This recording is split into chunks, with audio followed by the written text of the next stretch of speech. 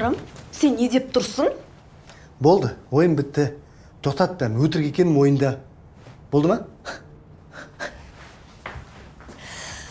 Не? Уже поздно? Ештеңе де поздно емес, нормально.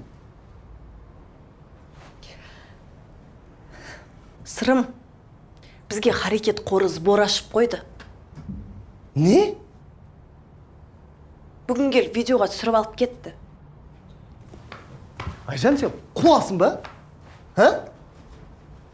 Мен өзім де білмей қалдым, Сырым. Бір жағынан сол да дұрыс шығар. Қалай дұрыс шығар? Қайдағы харекет, қайдағы видео айтып отырғаның? Ұялмайсың ба? Вот именно. Ұялам. Но ұялам. Сырым, ана жақта очередьте 400 адам бар алдымызда.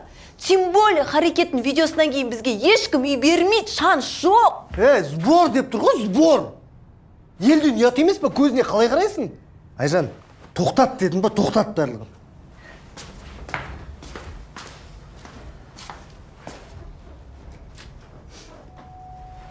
Тоқтатпайым. Тоқтатпайым. Как будто мен осының бәрін өзім үшін ғана істеп жатқан сияқтымын. Отбасым, бала-шағам деп шырылдап жүрген жоқпын ба? Бала-шағаны өйтіп шырылдамай қойшы, өтініш. Неге сондайсың сен? Постоянно артқа тартасың. Мен ғана әйтеуір бәрін ойлап, арқама салып алған тасбақа сияқтымын. Сен соның жүгісің. Квартирадан квартираға жүріп шаршаған жоқсың ба? Мен шаршап кеттім.